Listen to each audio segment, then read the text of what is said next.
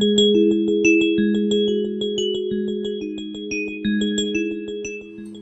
is going on, YouTube? Welcome back to Eastside RC. Today, guys, we're going to fix the issue with the Wasp with some FLM cups and bones, son. That's right. We got the version 2 cups and bones over here. So we're going to take apart the 3-piece transmission, pop the diff out, take it all apart, pop in some new cups, and we're going to get this bad boy back up and running and try out this. If it breaks these, we're going to have to go to the high dollar Taylor setup, which I didn't want to do because of the rotational mass. So we're going to give the old version 2 FLM cups and bones a try. All right, so let's get right at it. All right, step 1, take your wheels off. Get them out of your way.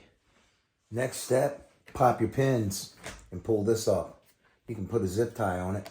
Hold it up out of your way if you want, or just leave it hang. Then you want to basically fillet the back end.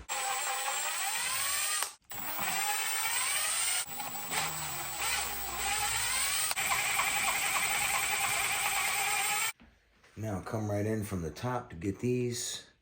The least amount of things you got to take off, the better, you know.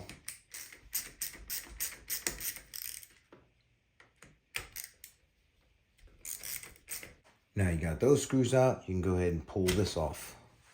Now we can get to these easy enough.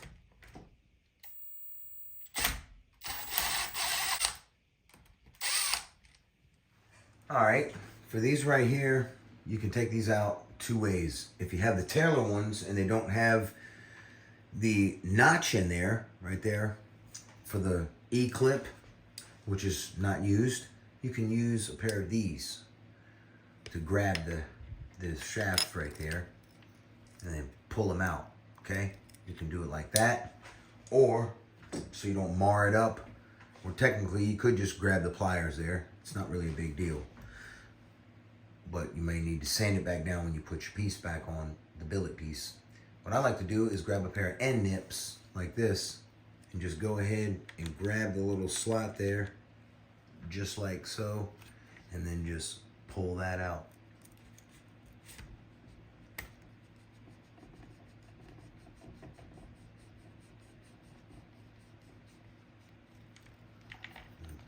Until the arm is free, and leave it right there. Now that you got your arm free, you can get this out of the way here. Take your dog bone out. Now go ahead and take off your screwed in, screw retained hinge pins. If you use the good Loctite like I use, you can just bust it right loose with no problem. The Kraken hinge pin, that's what I wanted to say. Go ahead and slide that bad boy on out of there. You can just let that hang. Now let's get the old bulkhead off of here. Go ahead and pull these out. All right. Now we have full access to our rear diff. But first, we gotta vacuum that dirt. Now that the rear end has been fully filleted, we can go ahead and remove the 3-piece diff case. And I like to crack that loose by hand because I got it sealed up tight and right.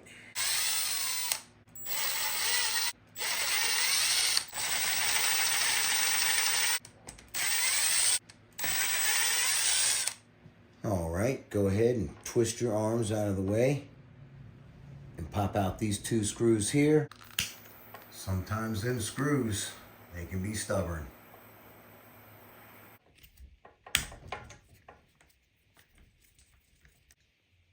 Okay, because of the recessed nature of this transmission, what you're gonna have to do is take out this front bulkhead screw, these 2 front rear bulkhead screws, okay? And then also pull your front 2 transmission screws as well. That'll allow this assembly to lift up enough to get this rear off.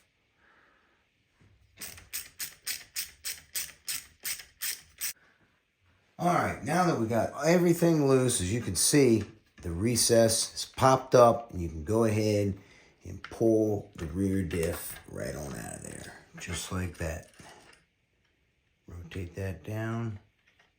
There you go, son. We got it out. And there's the beautiful IRC inside.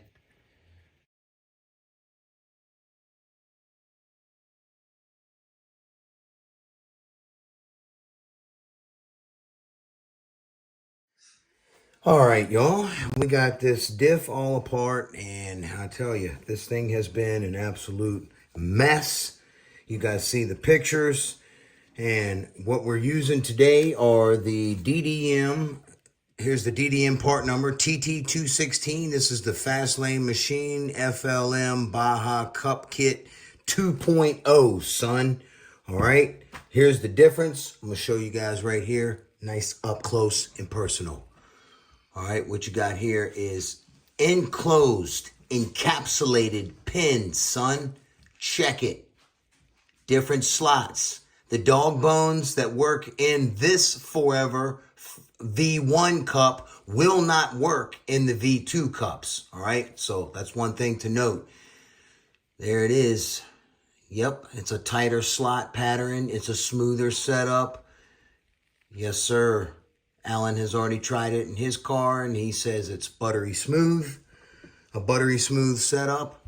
And as you guys can see, all that metallic that was created in the diff, the 39 is exercising that diff a little too much. So what we're putting in there is 20 million weight until I get a locker up in there, son. I need to get a spool. I'm going to get a Vertigo spool for this transmission. But for right now, we're going to use this 20 million weight Traxxas X-Max diff fluid, and we're gonna pack that up in there, son. Mash it around the gears, and that hopefully will make her tighten right so we can put the power down to the ground. Look at this, guys, how thick that is. So we're just gonna mash that in here.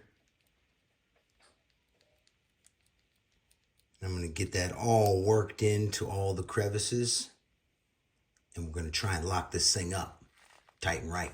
All right, y'all, here we go. I got this all buttoned up here. You can see how I got it on the top, and I had to carve out on the sides here, just like making shapes when you were a little kid. Look at that down in there. See the notches? All right, it's got to follow that path. So it's time to put her together and get her tight and right.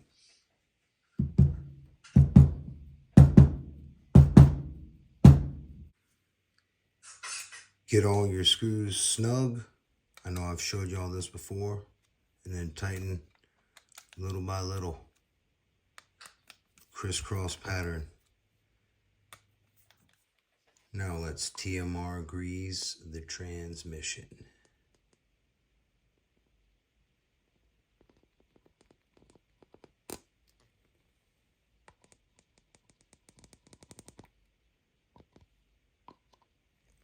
That's it. That's enough for the whole trans. All right, let's fit the diff. Remember, screw heads on the opposite side of the lay shaft.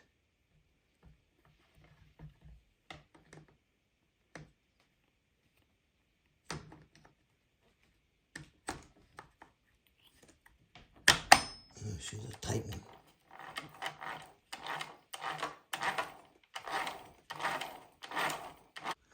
Let's snap the cap back on here.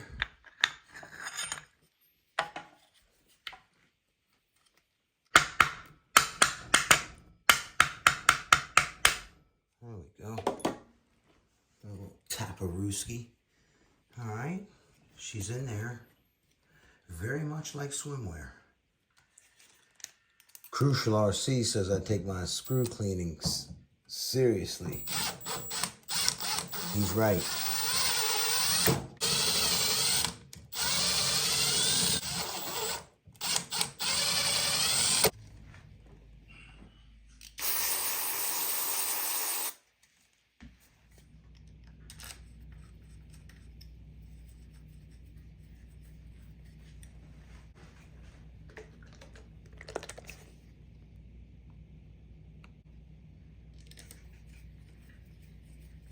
Now, just put everything back in reverse.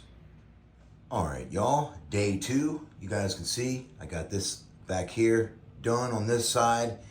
And before we can button this all up, there's something that we need to address. So let's go ahead and get this piece off right here.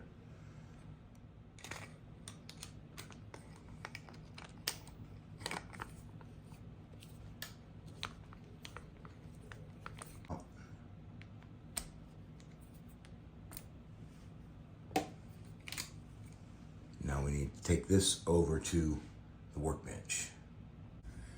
Okay, here's everything needed for the next step. Here is the new cup. Here is the old cup. See the difference?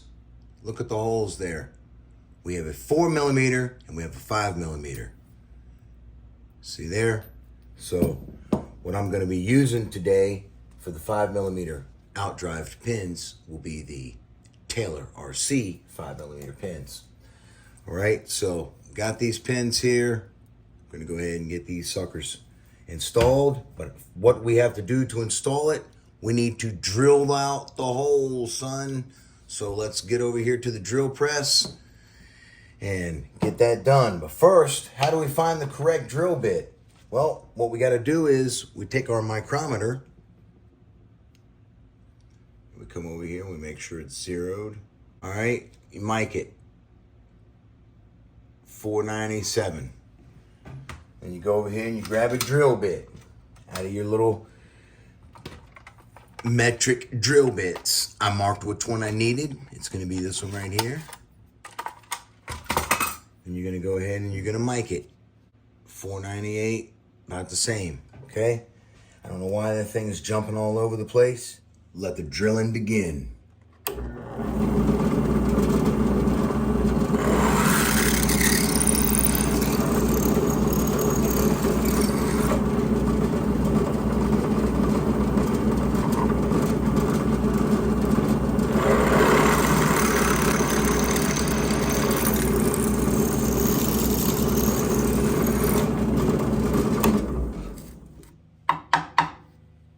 Yes, sir.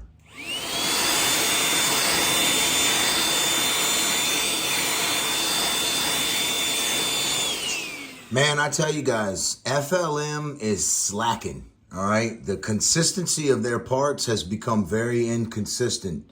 Not good for American-made stuff, you know? See this hole right here? This is a 4mm hole. So now I got to drill that out because I done drilled my piece out. The other cup was 5mm. This one's 4. This is hardened steel.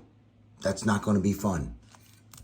Well, y'all, that's going to do it for this video. You know, I can't run the car like this with a weak link and a 4mm pin on one side and a 5mm on the other. And now that I've drilled out my hub, it's ruined. So we're going to have to wait for FLM to get back to me on the emails and stuff. And they're going to have to send me a new cup because this one is useless. All right, so you guys have a blessed one. I'll catch you on the next one. Eastside RC is out.